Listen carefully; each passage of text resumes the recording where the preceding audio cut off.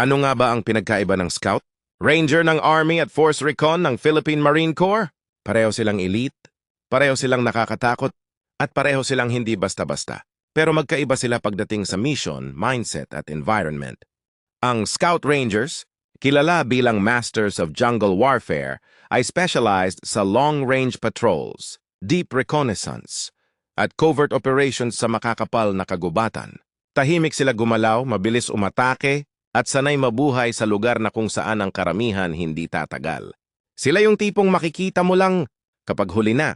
Samantala ang Marine Force Recon, sila naman ang eyes and ears of the Marine Corps, highly trained sa amphibious recon, close combat, ship-to-shore operations, at mga misyon na nangangailangan ng malupit na lakas ng loob mula dagat, baybayin hanggang bundok.